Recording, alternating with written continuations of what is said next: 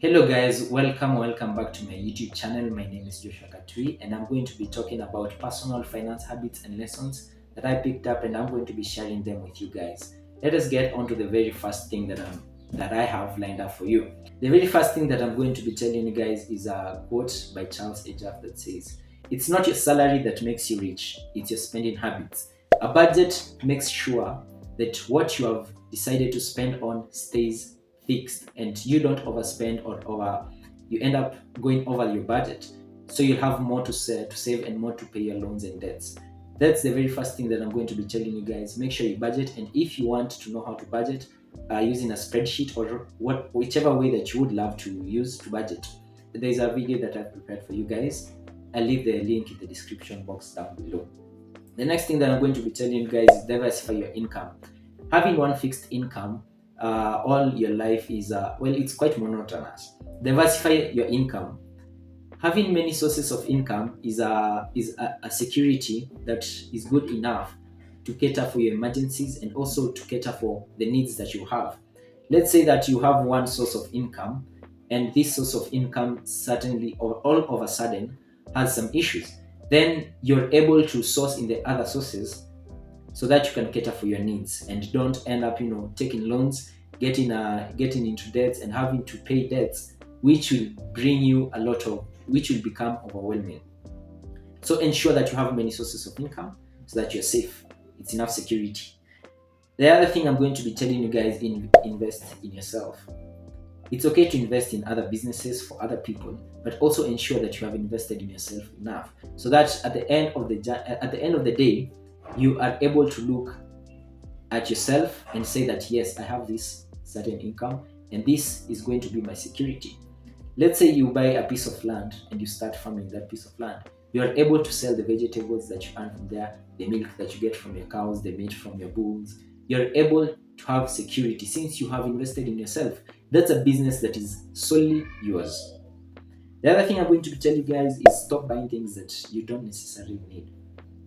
When I finished high school, I became a victim of peer pressure. I would go out with my friends, they would buy something, and I would also end up buying it. Why? Because I saw them buying it and I also wanted to buy it because they said it was good.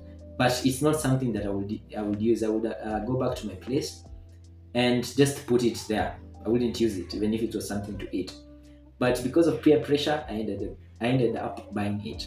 Also, guys, if you see something that your friends are buying, go and think over it. Is it something that you necessarily need, or is it something that you'd use just once? The other thing I'm going to be telling you guys is track your expenditure. Ensure that each and every single coin that comes out of your pocket, you know where it has gone.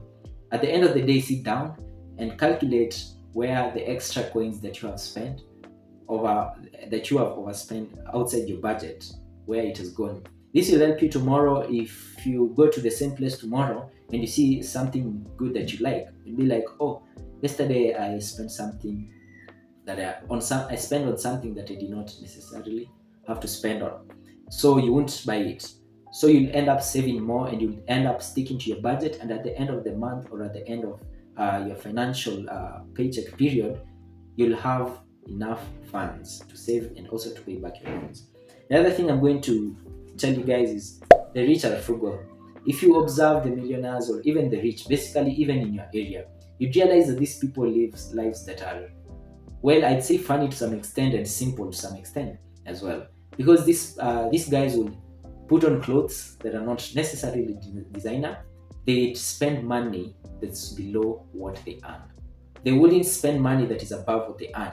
That way they have more money to save for tomorrow, for emergency, and for doing things that you see them doing, like going out for vacations. So spend below your means and make sure that you become as frugal as possible. If you want, even to, you can become a minimalist. I mean, Okay. choose friends that are driven to success. Famous quote, and I'm sure you've heard it once in a while, even in your schools. The teachers use it most of the time, telling you that the friends that you hang around are basically the people who dictate who you are. So if you hang around people who just want to live life, wake up, breathe, sleep, eat, shit, and do just basically the most minimum thing, then you'd also end up being like them because you wouldn't have that drive. But if you hang around people who want to buy big cars, want to buy jets, people who want to, travel the world and also step on the moon, you'd also become like them. Because if I hang around the millionaires, okay, they'd give me a certain contract that would also bring me closer to them. You get what I'm trying to say? Hang around people who are driven and who also want to strive for success. Another thing I tell you, ensure that your family, your spouse, and your relatives, and every other person that that depends on your paycheck, you're on the same page financially with them. So that if you have decided that this is the budget that you're going to have for this month, they will follow it to the very last bit. They wouldn't go out there and see a certain thing, buy it. Okay? They will buy what is meant to be bought.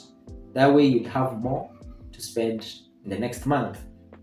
Another thing I tell you is set financial goals that you would achieve over a certain period of time, over a month or over an year. If your financial goal is for this year, 2024, by the end of the year, I want to have $1,000. I want to have saved $1,000. I want to have saved $500,000, or whatever amount that you'd wish to save by the end of the year. Then setting goals towards that. Even if you say that each and every single day I'd save $10, $100, then at the end of the year you'd get to your goal. If you stick to it, and it should also be a goal that is achievable and a goal that is realistic.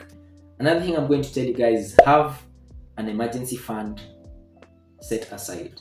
I spoke about this in my budgeting video, that you need an emergency fund so that at the end of the if something pops up, you don't go and get a loan to solve that issue.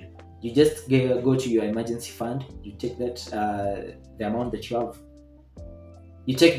set aside for emergencies, then you use that, and you won't have to take loans and end up accumulating loans over the year or over the month, and you have to start struggling to pay them. It becomes overwhelming after some time.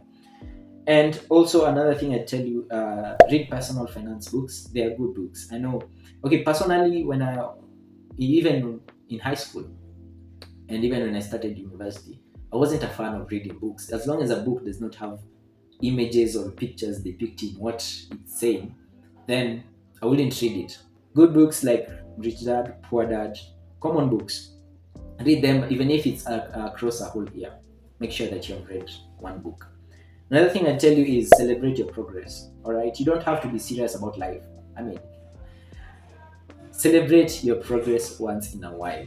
For a whole year, go out of your office, go out of that desk that you have been sitting on, and celebrate. Go out for a vacation with your family, with your friends. Have some fun, and also take a breather. Well, that's it for me today, guys. Make sure that you subscribe to my channel, like, comment, and turn on the notification bell so that you guys can know when I post next. Otherwise, bye bye, adios.